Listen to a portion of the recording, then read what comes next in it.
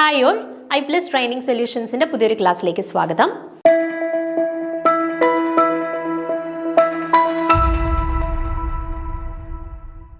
അപ്പം നമ്മൾ ഇന്ന് തൊട്ട് പുതിയൊരു സീരീസ് സ്റ്റാർട്ട് ചെയ്യുകയാണ്. നമ്മൾ HSA അതുപോലെ നമ്മുടെ finger print search for examination, ഈ രണ്ട് എക്സാംസിനും നമുക്ക് ഡിഗ്രി ബേസ്ഡ് ആയിട്ടുള്ള എക്സാമാണ്. അതുപോലെ തന്നെ ഫിസിക്സ് ഗ്രാജുവേറ്റ്സിനും കെമിസ്ട്രി ഗ്രാജുവേറ്റ്സിനും ഒരുപോലെ അറ്റംപ്റ്റ് ചെയ്യാനായിട്ട് പറ്റുന്ന തരത്തിലുള്ള ഒരു എക്സാമും കൂടിയാണ്. ഓക്കെ, അപ്പോൾ ഈ ഒരു രണ്ട് എക്സാംസിൻ്റെയും ക്വസ്റ്റ്യൻ പേപ്പേഴ്സ് നിങ്ങൾക്ക് നോക്കിക്കഴിഞ്ഞാൽ മനസ്സിലാവും. ഇപ്പോൾ കെമിസ്ട്രി എന്നുള്ള പോർഷൻസ് ആയിക്കോട്ടെ, ഫിസിക്സിൽ നിന്നുള്ള പോർഷൻസ് ആയിക്കോട്ടെ, നമുക്കിപ്പോൾ ഒരു നോർമലി കെമിസ്ട്രിക്കാർക്ക് മാത്രം നടത്തുന്ന ഒരു എക്സാം അല്ലെങ്കിൽ ഫിസിക്സുകാർക്ക് മാത്രം നടത്തുന്ന ഒരു എക്സാമിനെ വെച്ചിട്ട് നോക്കുമ്പം അത്രത്തോളം അങ്ങ് ഡിഫിക്കൽട്ട് അല്ല. എങ്കിലും പോലും കെമിസ്ട്രിക്കാരെ സംബന്ധിച്ചിടത്തോളം ഫിസിക്സ് കുറച്ച് ടഫായിരിക്കും, ഫിസിക്സുകാരെ സംബന്ധിച്ചിടത്തോളം കെമിസ്ട്രി കുറച്ച് ടഫായിരിക്കും അല്ലേ. പക്ഷെ നമുക്ക് രണ്ടും വേണം. എക്സാം നമുക്ക് നല്ല രീതിയിൽ ക്വാളിഫൈ ചെയ്യണം എന്നുണ്ടെങ്കിൽ നമുക്ക് ഫിസിക്സും കെമിസ്ട്രിയും ഒരുപോലെ അത്യാവശ്യം അറിഞ്ഞെങ്കിൽ മാത്രമേ നമുക്ക് നല്ല രീതിയിൽ എക്സാം ക്വാളിഫൈ ചെയ്യാനായിട്ടും പറ്റുള്ളൂ. ഓക്കെ, അപ്പം അങ്ങനെ ഉള്ള ഈ ഒരു സന്ദർഭത്തിൽ നമുക്ക് ഫിംഗർ പ്രിൻ്റ് സെർച്ചർ എക്സാമിനേഷനും അതുപോലെ തന്നെ HSAയ്ക്കും പ്രിപ്പയർ ചെയ്യുന്നവർക്ക് വേണ്ടിയിട്ടുള്ള ഒരു സീരീസാണ് നമ്മളിന്ന് സ്റ്റാർട്ട് ചെയ്യുന്നത്. നമ്മൾ പ്രീവിയസ് ആയിട്ട് കുറച്ച് വർഷങ്ങളായിട്ട് PSC നടത്തിക്കൊണ്ടിരിക്കുന്ന ഡിഗ്രി ലെവലിൽ നടത്തിക്കൊണ്ടിരിക്കുന്ന ഒരു കെമിസ്ട്രി പല എക്സാംസിന്, ഇപ്പം സാനിറ്ററി കെമിസ്ട്രിൻ്റെ ഉണ്ട്, ലബോറട്ടറി അസിസ്റ്റൻ്റ് ഉണ്ട്, ജൂനിയർ സയൻറ്റിഫിക് ഓഫീസർ, അങ്ങനെ പലതരത്തിലുള്ള എക്സാംസ് നമ്മുടെ കെമിസ്ട്രി ഗ്രാജുവേറ്റ്സിനായിട്ട് നടത്തുന്നുണ്ട്. ഓക്കെ, അപ്പോൾ അതിനകത്ത് നമ്മുടെ ഒരു ഡിഗ്രി ലെവലിൽ നടന്നിട്ടുള്ള എക്സാംസിൻ്റെ ഒരു ലാസ്റ്റ് ഒരു 5-6 വർഷത്തെ ക്വസ്റ്റ്യൻ പേപ്പേഴ്സ് എടുത്തിട്ട് ആ ക്വസ്റ്റ്യൻ പേപ്പേഴ്സിൽ നിന്നും നമുക്ക് ഇനിയും ചോദിക്കാൻ സാധ്യതയുള്ളതുമായിട്ടും അതുപോലെ നമ്മൾ നിർബന്ധമായിട്ടും അറിഞ്ഞിരിക്കേണ്ടതായിട്ടുള്ള കുറച്ച് ചോദ്യങ്ങളുടെ ഒരു സെഷനാണ് നമ്മൾ സ്റ്റാർട്ട് ചെയ്യുന്നത്. അപ്പോൾ ഇനി നമുക്ക് വരാനുള്ള നമ്മുടെ ഫിംഗർ പ്രിൻ്റ് സെർച്ചർ എക്സാമിനേഷൻ ആയിക്കോട്ടെ അല്ലെന്നുണ്ടെങ്കിൽ HSAയ്ക്ക് ആയിക്കോട്ടെ, അതിനെല്ലാം പ്രിപ്പയർ ചെയ്യുന്നവർക്ക് വളരെ ഇഫക്റ്റീവ് ആയിരിക്കും. കാരണം ഇപ്പോൾ PSCയുടെ ക്വസ്റ്റ്യൻ പേപ്പേഴ്സ് നിങ്ങൾക്ക് നോക്കിക്കഴിഞ്ഞാൽ കാണും, പല ചോദ്യങ്ങൾ റിപ്പീറ്റഡ്ലി മുൻപ് ചോദിച്ചിട്ടുള്ള ചോദ്യങ്ങൾ അതുപോലെ എടുത്ത് ചോദിക്കുന്നുണ്ട്, അല്ലെങ്കിൽ മുന്നേ ചോദിച്ചുകൊണ്ടിരിക്കുന്ന പാറ്റേണിലുള്ള ക്വസ്റ്റ്യൻസ് അതുപോലെ എടുത്ത് ചോദിക്കുന്നുണ്ട്. അപ്പം മുന്നേ ചോദിച്ചിട്ടുള്ള പല എക്സാംസിനും PSC നടത്തിയിട്ടുള്ള എക്സാംസിന് ചോദിച്ചിട്ടുള്ള ചോദ്യങ്ങൾ ഏതാണ് എന്നതിനെ കുറിച്ചിട്ട് നിങ്ങൾക്കൊരു ധാരണയുണ്ട് എന്നുണ്ടെങ്കിൽ അത് പ്രിപ്പറേഷൻ ടൈമിൽ നമുക്ക് കുറച്ചും കൂടി ഇഫക്റ്റീവ് ആയിരിക്കും. ഏതൊക്കെ രീതിയിൽ നമുക്ക് പഠിക്കണം അല്ലെങ്കിൽ ഏതൊക്കെ പോർഷൻസ് നമ്മൾ ഹൈലൈറ്റ് ചെയ്യണം, അതുപോലെ മുന്നേ ചോദിച്ച ചോദ്യങ്ങൾ നമ്മുടെ മനസ്സിലിരിക്കുകയാണെന്നുണ്ടെങ്കിൽ സെയിം ചോദ്യം വീണ്ടും റിപ്പീറ്റ് ചെയ്ത് വരികയാണെന്നുണ്ടെങ്കിൽ നമുക്ക് പെട്ടെന്ന് സ്കോർ ചെയ്യാനായിട്ട് പറ്റും. ഓക്കെ, അപ്പോൾ പല രീതിയിൽ നമുക്ക് ഇഫക്റ്റീവ് ആക്കി മാറ്റാനായിട്ട് പറ്റും. അപ്പോൾ അങ്ങനെ ഒരു സീരീസാണ് നമ്മളിന്ന് സ്റ്റാർട്ട് ചെയ്യുന്നത്. അപ്പോൾ കെമിസ്ട്രിയുടെ പല എക്സാംസിന് PSC നടത്തിയിട്ടുള്ള പല എക്സാംസിന് ഒരു ലാസ്റ്റ് ഒരു 4-5 വർഷത്തെ ക്വസ്റ്റ്യൻ പേപ്പേഴ്സ് കളക്ട് ചെയ്തിട്ട് അങ്ങനെയുള്ള ക്വസ്റ്റ്യൻ പേപ്പേഴ്സിൽ നിന്നും PSC ഡയറക്റ്റ്ലി ചോദിച്ചിട്ടുള്ള ചോദ്യങ്ങളുടെ ഒരു ക്വസ്റ്റ്യൻ ഡിസ്കഷൻ സെഷനാണ് നമ്മളിന്ന് സ്റ്റാർട്ട് ചെയ്യുന്നത്. അപ്പം നമ്മുടെ ഫിംഗർ പ്രിൻറ്റിനും HSAയ്ക്കും ഒരുപോലെ ആവശ്യം വരുന്നതുകൊണ്ട് തന്നെ ക്വസ്റ്റ്യൻസ് നമ്മൾ ഇംഗ്ലീഷിലും പറയുന്നുണ്ട്, അതുപോലെ തന്നെ അതിൻ്റെ മലയാളം വേർഷൻ ക്വസ്റ്റ്യൻസ് നമ്മൾ പറയുന്നുണ്ട്. ഓക്കെ, അപ്പോൾ നമുക്ക് തുടങ്ങാം. ഒന്നാമത്തെ ചോദ്യം ഇതാണ്: Which of the following molecule has the highest value of percentage S character for the central atom? ഇവിടെ 4 സ്പീഷീസുകൾ കൊടുത്തിട്ടുണ്ട്. താഴെ പറയുന്നവയിൽ ഏത് തന്മാത്രയിലാണ് സെൻട്രൽ ആറ്റത്തിന്റെ S% ഏറ്റവും ഉയർന്ന മൂല്യമുള്ളത്? ഓക്കെ, S% ഏറ്റവും കൂടുതലുള്ളത് അല്ലെ, S%ന്റെ മൂല്യം ഏറ്റവും ഉയർന്നതായിട്ടുള്ള സ്പീഷീസ് തന്മാത്ര ഏതാണ് എന്നാണ് നമുക്ക് കണ്ടുപിടിക്കാനായിട്ട് ചോദിച്ചിട്ടുള്ളത്. 4 സ്പീഷീസുകൾ തന്നിട്ടുണ്ട്: XeO3, SF6, BeF2, SF4. ഇങ്ങനെ 4 സ്പീഷീസുകൾ തന്നിട്ട് S ക്യാരക്ടർ ഏറ്റവും കൂടുതലുള്ള സ്പീഷീസ് ആണ് നമ്മളോട് ചോദിച്ചിരിക്കുന്നത്. അപ്പോൾ ഈ ഒരു പാറ്റേണിലുള്ള ചോദ്യങ്ങൾ പല എക്സാംസിനും ചോദിച്ച് കണ്ടുവരുന്നവരാണ്. ഇപ്പോൾ ഒരു കെമിസ്ട്രി ബാക്ക്ഗ്രൗണ്ട് ഉള്ള ആളുകളാണെന്നുണ്ടെങ്കിൽ അവർക്ക് ഏകദേശം ഊഹമുണ്ട് ഏത് രീതിയിൽ ഇത് ചെയ്യാം എന്നുള്ളത്. പക്ഷേ ഫിസിക്സുകാർക്ക് പെട്ടെന്ന് ഒരു ഐഡിയ കിട്ടത്തില്ല, 4 ഡിഫറെൻറ്റ് സ്പീഷീസ് ഞങ്ങൾ കേട്ടിട്ടില്ലല്ലോ കണ്ടിട്ടില്ലല്ലോ എന്നൊക്കെ തോന്നിയേക്കാം. അപ്പം നമ്മൾ വളരെ സിമ്പിളായിട്ടുള്ള ഒരു ട്രിക്ക് പഠിച്ചു വെച്ചിരുന്നാൽ ഈ ഒരു ക്വസ്റ്റ്യൻ നമുക്ക് ആൻസർ ചെയ്യാനായിട്ട് പറ്റും. നമുക്കിവിടെ എന്താ ചോദിച്ചിട്ടുള്ളത്? ഈ 4 സ്പീഷീസിലും S ക്യാരക്ടർ എവിടെയാണ് കൂടുതൽ എന്നാണ് ചോദിച്ചിട്ടുള്ളത്. ഓക്കെ, അപ്പോൾ S ക്യാരക്ടർ എവിടെ കൂടുതൽ എവിടെ കുറവ് എന്നൊക്കെ അറിയണം എന്നുണ്ടെങ്കിൽ ഓരോ സ്പീഷീസിൻ്റെയും ഹൈബ്രിഡൈസേഷൻ നമുക്ക് മനസ്സിലാക്കുക. അതാണ് ഫസ്റ്റ് സ്റ്റെപ്പ്. ഓക്കെ, ഓരോന്നിൻ്റെയും ഹൈബ്രിഡൈസേഷൻ മനസ്സിലാക്കി കഴിഞ്ഞാൽ മാത്രമേ നമുക്ക് S ക്യാരക്ടർ എവിടെയാണ് ഏറ്റവും കൂടുതൽ എവിടെയാണ് ഏറ്റവും കുറവ് എന്നുള്ള കാര്യങ്ങളൊക്കെ നമുക്ക് മനസ്സിലാക്കാൻ പറ്റും. ഓക്കെ, അപ്പോൾ നിങ്ങളൊന്ന് നോക്കിക്കേ, നമുക്ക് പല ഹൈബ്രിഡൈസേഷൻസ് നമുക്കറിയാം.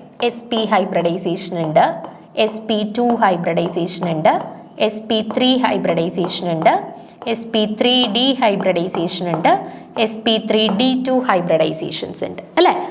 അപ്പോൾ ഇവിടെ ഓരോ ഇടത്തും S% സെയിം ആണോ? നോക്കിക്കേ, SP ആവുമ്പോഴത്തേന് നമുക്ക് പറയാം 50% എസ് 50% പി ക്യാരക്ടർ. sp2 ആവുമ്പോഴോ 1/3% എസ് ക്യാരക്ടറും 2/3% പി ക്യാരക്ടറും. ഓക്കെ, ഇനി sp3 ആവുമ്പോഴോ 25% എസ് ക്യാരക്ടറും 75% പി ക്യാരക്ടറും. അങ്ങനെ ഓരോ ഹൈബ്രിഡൈസേഷൻസും നമ്മൾ കൺസിഡർ ചെയ്യുന്ന സമയത്ത് നമുക്ക് എസിൻ്റെയും പിയുടെയും ഒക്കെ പെർസെൻറ്റേജ് നമുക്ക് കണ്ടുപിടിക്കാനായിട്ട് പറ്റുന്നുണ്ട് അല്ലേ. അപ്പം അങ്ങനെ നോക്കുമ്പോൾ ഏറ്റവും കൂടുതൽ എസ് ക്യാരക്ടർ കാണിക്കുന്നത് ഏത് ഹൈബ്രിഡൈസേഷനിലാണ്? ഏതിലാണ്? ഈ 4-5 എണ്ണം നോക്കിക്കഴിഞ്ഞാൽ എസ് പി എടുക്കുമ്പോഴാണ് 50% എസും 50% പി ക്യാരക്ടറും കാണിക്കുന്നത്. അപ്പോൾ എസ് ക്യാരക്ടർ ഏറ്റവും കൂടുതലുള്ളത് ഏത് ഹൈബ്രിഡൈസേഷനിലാണ്? S P. ദെൻ ഈ വരുന്ന രീതിയിൽ ഇങ്ങനെ എസ് ക്യാരക്ടർ കുറഞ്ഞുകൊണ്ട് വരും. ഏറ്റവും കൂടുതൽ S P, then sp2, then sp3, then sp3d and then sp3d2 ഇങ്ങനെ കുറഞ്ഞു വരും എസ് ക്യാരക്ടർ. ഓക്കെ, അപ്പം നമുക്ക് ആദ്യം എന്ത് വേണം? ഇവിടെ നമുക്ക് 4 സ്പീഷീസുകൾ അവർ തന്നിട്ടുണ്ട്. അപ്പോൾ ഈ 4 സ്പീഷീസുകളുടെയും ഹൈബ്രിഡൈസേഷൻ കണ്ടുപിടിക്കുക എന്നുള്ളതാണ് നമ്മുടെ ഫസ്റ്റ് ഉദ്ദേശം. എന്നിട്ട് മാത്രമേ നമുക്ക് ആർക്കാണ് എസ് ക്യാരക്ടർ കൂടുതൽ, ആർക്കാണ് കുറവ് എന്നുള്ളതൊക്കെ കണ്ടുപിടിക്കാനായിട്ട് പറ്റുള്ളൂ. ഓക്കെ, അപ്പോൾ ഇനി നമ്മൾ അറിയേണ്ടത് എങ്ങനെ നമുക്ക് ഈസി ആയിട്ട് ഒരു സ്പീഷീസ് തന്നു കഴിഞ്ഞാൽ അവരുടെ ഹൈബ്രിഡൈസേഷൻ കണ്ടുപിടിക്കാം. ഓക്കെ, അതിനുള്ള ഒരു മാർഗ്ഗമാണ് ഇനി പറയുന്നത്. നമ്മൾ ഹൈബ്രിഡൈസേഷൻ കണ്ടുപിടിക്കാനായിട്ട് നമ്മൾ യൂസ് ചെയ്യുന്ന ഒരു ഇക്വേഷനാണ് total number of valence electrons of central atom. Okay, valence electrons of central atom plus number of mono atomic species surrounding it. എന്താ ചെയ്യേണ്ടത്? ആദ്യം സെൻട്രൽ ആറ്റം ഏതാണോ ആ സെൻട്രൽ ആറ്റത്തിൻ്റെ ടോട്ടൽ വാലൻസ് ഇലക്ട്രോൺസ് കൗണ്ട് ചെയ്യുക. ദെൻ അതിനുശേഷം അതിനോടൊപ്പം എന്തിനെ കൂട്ടുക? ആ സെൻട്രൽ ആറ്റത്തിനെ സറൗണ്ട് ചെയ്ത് ചുറ്റി എത്ര മോണോ അറ്റോമിക് സ്പീഷീസുകൾ ഉണ്ടോ അവരെ കൗണ്ട് ചെയ്ത് ആഡ് ചെയ്യുക.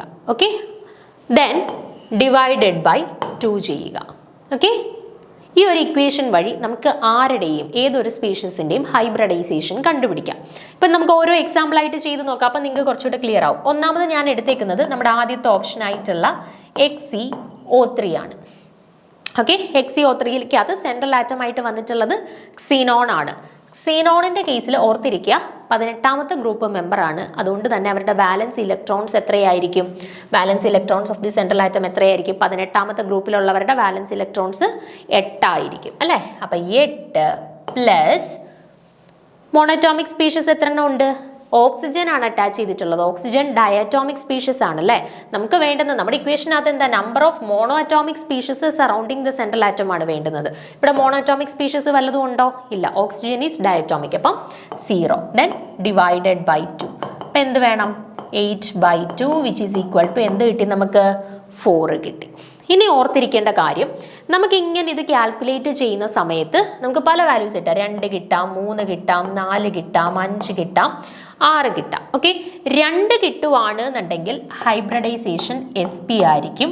3 ആണെന്നുണ്ടെങ്കിൽ SP2, 4 ആണെന്നുണ്ടെങ്കിൽ SP3, 5 ആണെന്നുണ്ടെങ്കിൽ SP3D ആൻഡ് 6 ആണെന്നുണ്ടെങ്കിൽ SP3D2 ആയിരിക്കും. ഓക്കെ, അപ്പോൾ ഇവിടെ നമുക്ക് കിട്ടിയിട്ടുള്ളത് ഏതാ? 4 ആണെങ്കിൽ ഏതാ ഹൈബ്രിഡൈസേഷൻ? SP3.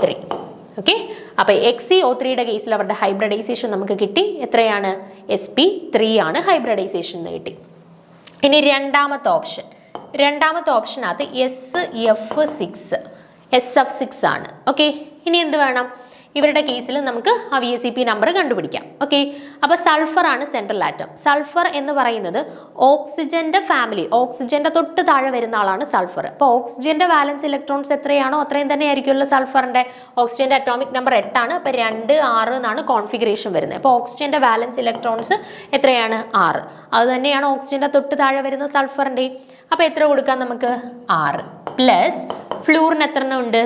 6 ഫ്ലൂറിനുണ്ട് അല്ലേ. അപ്പോൾ 6 പ്ലസ് ഫ്ലൂറിൻ എന്ന് പറയുന്നത് മോണോറ്റോമിക് ആണ്. നമുക്ക് മോണോറ്റോമിക്കിനെ എല്ലാം കൗണ്ട് ചെയ്യണം. Okay, fluorine, chlorine, bromine, iodine എന്നൊക്കെ പറയുന്നത് എല്ലാവരും മോണോറ്റോമിക് ആണ്. സോ നമുക്ക് എന്ത് ചെയ്യാം? ഇവിടെ ഫ്ലൂറിൻ 6 എണ്ണം ഉണ്ട്. സോ 6 കൊടുക്കാം. Okay, divided by 2. അപ്പം 6 പ്ലസ് 6 12. 12/2 എത്ര കിട്ടി? 6 വരികയാണെന്നുണ്ടെങ്കിൽ ഹൈബ്രിഡൈസേഷൻ എന്തായിരിക്കും? SP3D2 എന്ന് കിട്ടി. ഓക്കെ, ഇനി നമുക്ക് മൂന്നാമത്തെ ആളെ നോക്കാം. മൂന്നാമത്തെ ആള് BeF2. ഓക്കെ, BeF2 ഇവിടെ ബെർലിയമാണ് സെൻട്രൽ ആറ്റം ആയിട്ട് വന്നിരിക്കുന്നത് അല്ലേ. ബെർലിയത്തിന്റെ കേസിൽ വാലൻസ് ഇലക്ട്രോൺസ് എത്രയാ? 4 അല്ലേ അറ്റോമിക് നമ്പർ. അപ്പൊ 2 2. വാലൻസ് ഇലക്ട്രോൺസ് എത്ര വന്നു? 2 എന്ന് വന്നു. ഓക്കെ, അപ്പൊ valence electrons 2 plus number of mono atomic species. എത്ര മോണോ അറ്റോമിക് സ്പീഷീസ് ഉണ്ട്? 2 ഫ്ലൂറിൻ ആറ്റംസ് അല്ലേ അറ്റാച്ച് ചെയ്തിട്ടുള്ളത്. So number of mono atomic species 2. Then divided by 2, that is 4/2 equal to 2 എന്ന് വന്നു. ഇപ്പൊ 2 വന്നു കഴിഞ്ഞാൽ ഹൈബ്രിഡൈസേഷൻ എന്താണ്? sp ഹൈബ്രിഡൈസേഷൻ ആണ്. ഓക്കെ, 2 വന്നു കഴിഞ്ഞാൽ hybridisation is sp hybridisation. Okay, then ഇനി നാലാമത്തെ നോക്കാം. നാലാമത്തെ ഓപ്ഷൻ SF4 ആണ്. ഓക്കെ, സൾഫറിന്റെ കേസിൽ നമ്മൾ ഓൾറെഡി പറഞ്ഞു വാലൻസ് ഇലക്ട്രോൺസ് എത്രയാണ്? 6. ഇനി മോണോറ്റോമിക് സ്പീഷീസ് അതിനെ സറൗണ്ട് ചെയ്ത് എത്ര എണ്ണം ഉണ്ട്? 4 ഫ്ലൂറിൻ ആറ്റംസ് ഉണ്ട് അല്ലേ. അപ്പം മോണോറ്റോമിക് സ്പീഷീസിന് 4 കൊടുക്കുക, ഡിവൈഡഡ് ബൈ 2. എത്ര കിട്ടി? 10/2 ഈക്വൽ ടു 5. 5 വരുവാണെങ്കിൽ ഹൈബ്രിഡൈസേഷൻ എന്താണ്? sp3d. അപ്പം നമുക്ക് 4 പേരുടെയും ഹൈബ്രിഡൈസേഷൻ കിട്ടി. XeO3യുടെ ഹൈബ്രിഡൈസേഷൻ കിട്ടി നമുക്ക് sp3, SF6ന്റെ കിട്ടി sp3d2 ആൻഡ് BeF2ന്റെ കിട്ടി sp ആൻഡ് SF4ന്റെ കിട്ടി sp3d. ഇനി നമ്മളോട് ചോദിച്ചത് S% ഏറ്റവും ഉയർന്നു നിൽക്കുന്നത് എവിടെയാണെന്നാണ് ചോദിച്ചത് അല്ലേ. അപ്പം നമ്മൾ ഓൾറെഡി പറഞ്ഞായിരുന്നു sp ഹൈബ്രിഡൈസേഷനിലാണ്. S 50%, p 50%. അപ്പൊ എസ് ക്യാരക്ടർ ഏറ്റവും കൂടുതൽ ഉയർന്നു നിൽക്കുന്നത് അല്ലെങ്കിൽ S പെർസെൻറ്റേജ് ഏറ്റവും ഉയർന്ന മൂല്യം കാണിക്കുന്നത് എവിടെയാണ്? ഏത് ഹൈബ്രിഡൈസേഷനിലാണ്? sp ഹൈബ്രിഡൈസേഷനിലാണ്. അപ്പൊ ഇവിടെ sp ഹൈബ്രിഡൈസേഷനിലുള്ള ആളാരാണ്? BeF2 ആണ്. ഓപ്ഷൻ സി ആണ്. സോ ഏറ്റവും ഉയർന്ന S പെർസെൻറ്റേജ് കാണിക്കുന്ന സ്പീഷീസ് ഏതാണ്? BeF2 എന്നുള്ളതാണ് കറക്റ്റ് ആയിട്ടുള്ള ശരിയായിട്ടുള്ള answer. So option C is the correct answer. Okay ആണല്ലോ. അപ്പം അടുത്ത ചോദ്യത്തിലോട്ട് ഈ ഒരു പാറ്റേൺ നിങ്ങൾ മനസ്സിലാക്കി വെച്ചിരുന്നാൽ മതി. ദെൻ ഇതുമായിട്ട് റിലേറ്റ് ചെയ്തിട്ട് ഏത് ചോദ്യം വന്നാലും നിങ്ങൾക്ക് ആൻസർ ചെയ്യാൻ പറ്റും. അപ്പോൾ എസ് ക്യാരക്ടർ ഏറ്റവും ഉയർന്നത് ഏതിലാണ്? SP-യിലാണ്. Then SP2, SP3, SP3d, SP3d2 ആ കാര്യം ഒന്ന് മനസ്സിലാക്കി വെച്ചേക്കുക. ദെൻ ഹൈബ്രിഡൈസേഷൻ കണ്ടുപിടിക്കാനായിട്ടുള്ള ഇക്വേഷനും ഒന്ന് ഓർത്ത് വെച്ചേക്കുക. ഇക്വേഷൻ ഉണ്ട് എന്നുണ്ടെങ്കിൽ അത് വെച്ചിട്ട് 2, 3, 4, 5, 6 കിട്ടുന്ന വാല്യൂ അനുസരിച്ച് SP ആണോ SP2 ആണോ SP3 ആണോ എന്നുള്ളത് കണ്ടുപിടിക്കാം. ദെൻ അതിൽ നിന്ന് നമുക്ക് ഫൈനൽ ആൻസറിലോട്ടും പോകാൻ പറ്റും. ഓക്കെ ആണേ. അപ്പോൾ നമുക്ക് രണ്ടാമത്തെ ചോദ്യത്തിലോട്ട് പോവാം. ഇതും നമ്മുടെ പ്രീവിയസ് ഇയറിൽ നടന്നിട്ടുള്ള ഒരു ഡിഗ്രി ലെവൽ എക്സാമിന് PSC ചോദിച്ചിട്ടുള്ള ഒരു ചോദ്യമാണ്. നോക്കിക്കേ, the set representing the correct order of first ionisation energy. എന്താണ് തന്നിരിക്കുന്നവയിൽ ഫസ്റ്റ് അയണൈസേഷൻ ഊർജത്തിന്റെ ശരിയായ ക്രമം കണ്ടെത്തുക. ഏതൊക്കെയാണ് സ്പീഷീസുകളുടെ ഓർഡർ എന്ന് നോക്കിക്കേ. Potassium, sodium, lithium, beryllium, magnesium, calcium, boron, carbon, nitrogen, germanium, silicon, carbon. ഈ 3 പേരുടെ ഓർഡേഴ്സ് കൊടുത്തിട്ടുണ്ട്. ഇതിൽ ഫസ്റ്റ് അയണൈസേഷൻ ഊർജത്തിന്റെ കൃത്യമായിട്ടുള്ള ശരിയായിട്ടുള്ള ക്രമം കണ്ടെത്താനാണ് നമ്മളോട് ചോദിച്ചിട്ടുള്ളത്. അപ്പോൾ ഈ ചോദ്യങ്ങളൊക്കെ ഇപ്പൊ കഴിഞ്ഞ ചോദ്യമായാലും ഈ ഒരു ചോദ്യമായാലും ചെയ്യുന്ന സമയത്ത് നിങ്ങൾക്ക് ആദ്യമായിട്ട് മനസ്സിലേക്ക് വരേണ്ട ഒരു കാര്യം എന്ന് വെച്ചാൽ നിങ്ങൾക്ക് പീരിയോഡിക് ടേബിളിനെ കുറിച്ചിട്ട് കൃത്യമായിട്ടുള്ളൊരു ധാരണ ഉണ്ടായിരിക്കണം. അപ്പോൾ കെമിസ്ട്രി ഗ്രാജുവേറ്റ്സിനെ സംബന്ധിച്ചിടത്തോളം അവർക്ക് പീരിയോഡിക് ടേബിളിനെ കുറിച്ചിട്ട് ഒരു ധാരണയുണ്ട്. അത്യാവശ്യം അറ്റോമിക് നമ്പേഴ്സും ഇലക്ട്രോണിക് കോൺഫിഗറേഷൻസും ഒക്കെ അറിയാം. പക്ഷേ ഫിസിക്സ് ഗ്രാജുവേറ്റ്സിനെ സംബന്ധിച്ചിടത്തോളം അവർക്ക് ഒരു ആദ്യത്തെ 10 എലമെന്റ്സിൻ്റെ വരെ അവർ പഠിച്ചു വെച്ചിട്ടുണ്ടായിരിക്കും. പക്ഷേ കൂടുതലായിട്ട് നമ്മുടെ പീരിയോഡിക് ടേബിളിനെ കുറിച്ചിട്ട് വലിയ രീതിയിലുള്ള ഒരു ധാരണ ഇല്ലായിരിക്കും. അപ്പോൾ ആദ്യം ചെയ്യേണ്ട കാര്യം എന്ന് വെച്ചാൽ നമ്മൾ ഒരു 20 വരെയുള്ള അറ്റോമിക് നമ്പേഴ്സ് എലമെന്റ്സും കൃത്യമായിട്ട് പഠിച്ചു വെച്ചിരിക്കുക. അതുപോലെ തന്നെ നമ്മുടെ ഡി ബ്ലോക്ക് എലമെന്റ്സിൻ്റെ ആ ഒരു 21 to 30 വരെയുള്ളതും ഒന്ന് പഠിച്ചു വെച്ചേക്കുക. പിന്നെ ഓരോ എലമെന്റ്സ് നമ്മൾ പഠിക്കുന്ന സമയത്ത് ഇപ്പം ലിഥിയം അല്ലെങ്കിൽ ബെർലിയം ഓരോന്ന് പഠിക്കുന്ന സമയത്ത് അതിൻ്റെ താഴോട്ട് വരുന്ന 2-3 ആളുകളുടെ പേരെങ്കിലും ഒന്ന് പഠിച്ചു വെച്ചു. ഇപ്പോൾ ഓക്സിജൻ ആണെങ്കിൽ ഓക്സിജൻ, സൾഫർ, സെലിനിയം എന്ന് പറഞ്ഞിട്ട് ഓക്സിജൻ്റെ താഴെ സൾഫർ ആണ്. ഇപ്പം നൈട്രജൻ ആണെങ്കിൽ നൈട്രജൻ, ഫോസ്ഫറസ്, നൈട്രജൻ്റെ തൊട്ട് താഴെ ഫോസ്ഫറസ് ആണ്. അങ്ങനെയുള്ള കാര്യങ്ങളൂടെ ജസ്റ്റ് ഒന്ന് ഓരോ എലമെന്റ് പഠിക്കുന്ന സമയത്തും അതിൻ്റെ താഴോട്ട് വരുന്ന ഒരു 3 പേരുടെ പേരെങ്കിലും ജസ്റ്റ് ഒന്ന് പഠിച്ചു വെച്ചേക്കണം. ഫ്ലൂറിൻ, ക്ലോറിൻ, ബ്രോമിൻ, അങ്ങനെ ഓരോന്നിൻ്റെയും താഴോട്ട് വരുന്ന ഒരു 3 പേരുടെ പേരെങ്കിലും ഒന്ന് പഠിച്ചു വെച്ചേക്കണം കേട്ടോ. എങ്കിലും മാത്രമേ ഇതുപോലെയുള്ള ആളുകളുടെ രീതിയിലുള്ള അല്ലെ ഈ ഒരു പാറ്റേണിലുള്ള ചോദ്യങ്ങൾ വരികയാണെന്നുണ്ടെങ്കിൽ നമുക്ക് ആ പീരിയോഡിക് ടേബിൾ നമ്മുടെ മനസ്സിലോട്ട് വന്നെങ്കിലും മാത്രമേ നമുക്ക് ആൻസർ ചെയ്യാൻ പറ്റൂ. നമുക്ക് ചിലപ്പോൾ കൺസെപ്റ്റ് അറിയായിരിക്കും, പക്ഷേ പീരിയോഡിക് ടേബിളിൽ ഈ ആറ്റത്തുകളുടെ പൊസിഷൻ നമുക്ക് കൃത്യമായിട്ട് ഓർത്തെടുക്കാൻ പറ്റുന്നില്ലായിരിക്കും. അപ്പോൾ അങ്ങനെ വരുമ്പോഴത്തേന് നമുക്ക് കൺസെപ്റ്റ് അറിയാമെങ്കിൽ പോലും ഇതുപോലെയുള്ള ചോദ്യങ്ങൾ ചെയ്യാൻ പറ്റാണ്ട് വരും. അപ്പോൾ അതുകൊണ്ട് തന്നെ നിങ്ങൾ പീരിയോഡിക് ടേബിളിനെ കുറിച്ചിട്ട് നല്ല രീതിയിലുള്ള ഒരു ധാരണ ഉണ്ടാക്കിയെടുക്കുക. അപ്പോൾ ഇനി നമുക്ക് ചോദ്യത്തിലോട്ട് വരാം. അപ്പം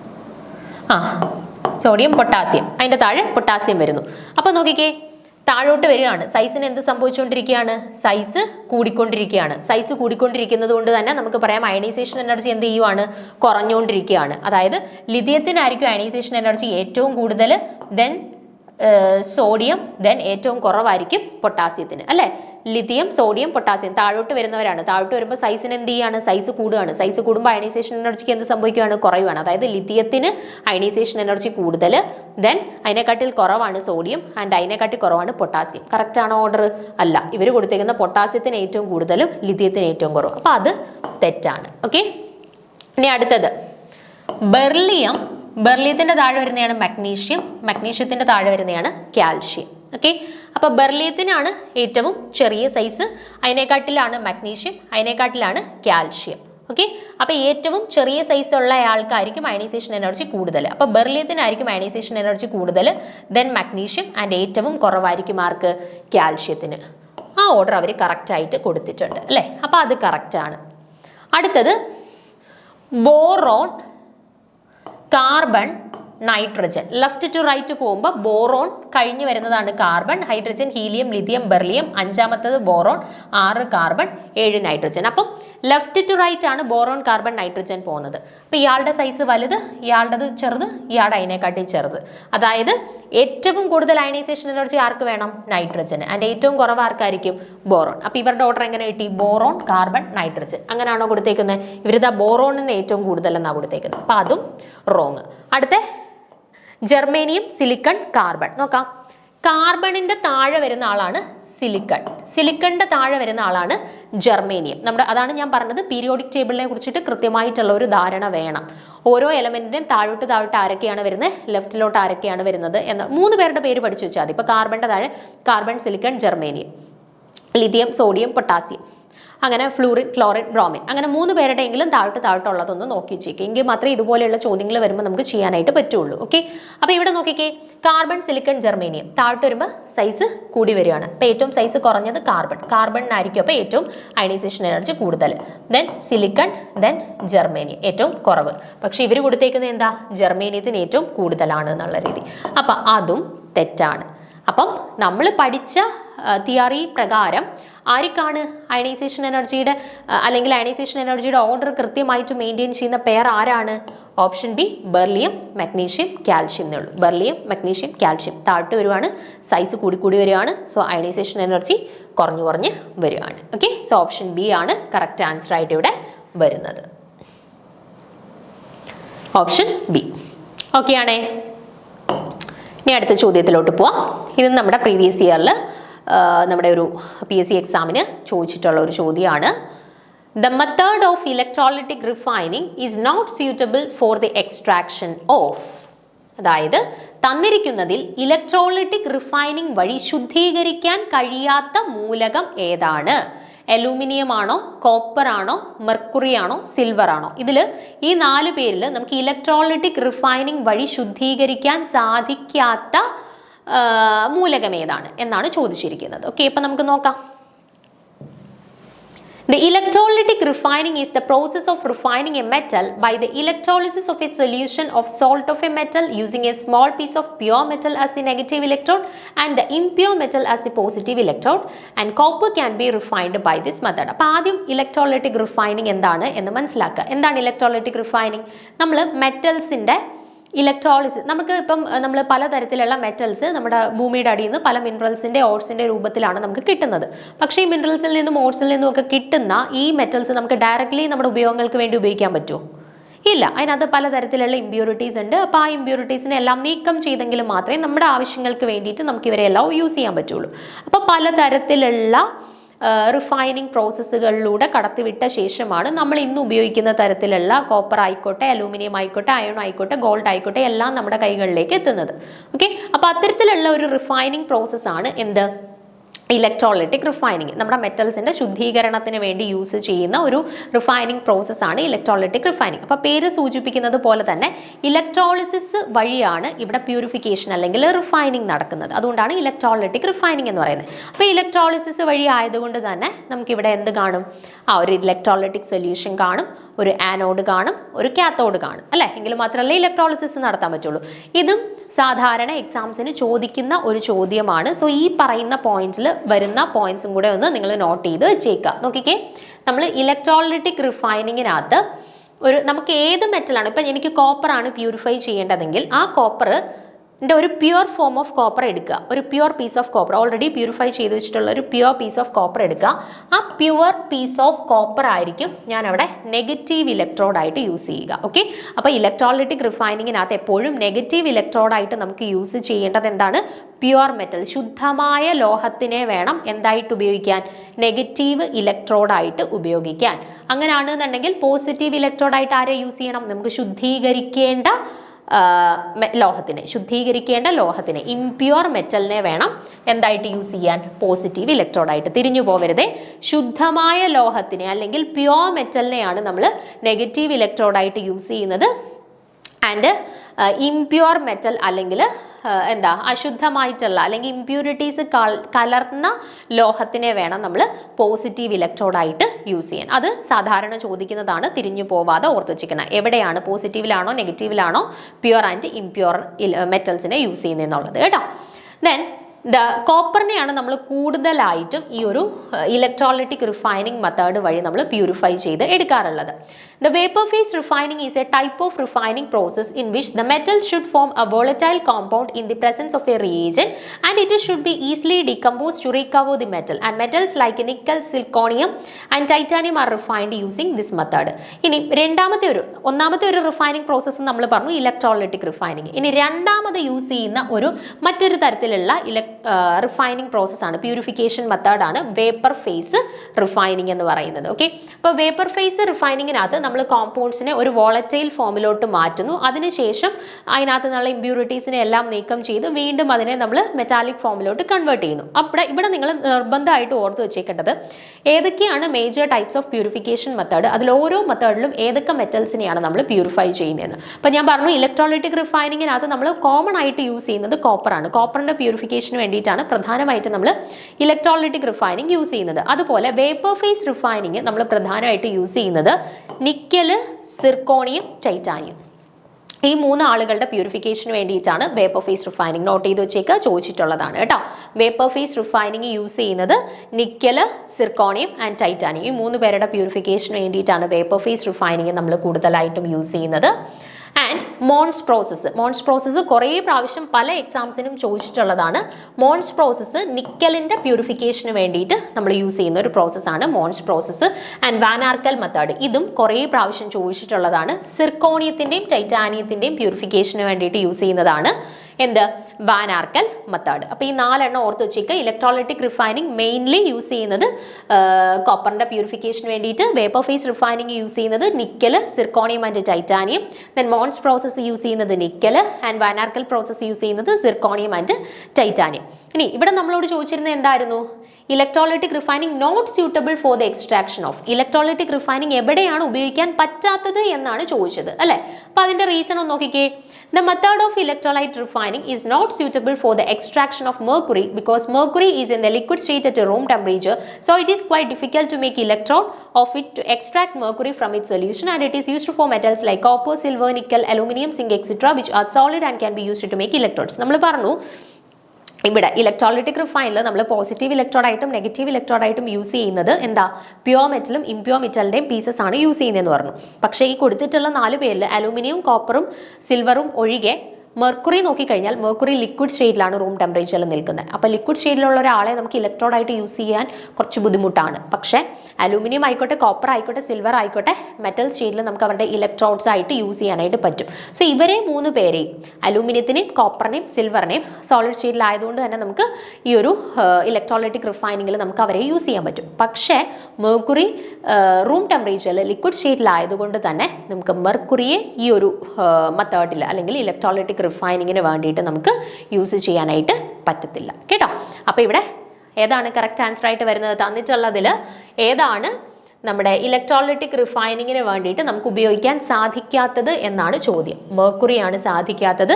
അപ്പോൾ റീസൺ ഇതാണ്, മെർക്കുറി ലിക്വിഡ് സ്റ്റേറ്റിലായതുകൊണ്ട് കേട്ടോ. അപ്പോൾ ബാക്കി ഞാൻ പറഞ്ഞ മോൺസ് പ്രോസസ് ആയിക്കോട്ടെ, വാൻ ആർക്കൽ മെത്തേഡ് ആയിക്കോട്ടെ, വേപ്പർ ഫേസ് റിഫൈനിങ് ആയിക്കോട്ടെ, അവിടെ 3 എടുത്തും നമുക്ക് യൂസ് ചെയ്യാൻ പറ്റുന്ന അല്ലെങ്കിൽ പ്യൂരിഫൈ ചെയ്യാൻ പറ്റുന്ന മെറ്റൽസ് ഏതാണ് എന്നുള്ളത് നിർബന്ധമായിട്ട് നോക്കി വെച്ചേക്കുക. കുറേ പ്രാവശ്യം ചോദിച്ചു കണ്ടിട്ടുള്ളതാണ്. ഓക്കെ, അപ്പം ബാക്കി ക്വസ്റ്റ്യൻസ് ഉണ്ട്, അത് നമുക്ക് അടുത്ത സെക്ഷനിൽ ഡിസ്കസ് ചെയ്യാം. താങ്ക്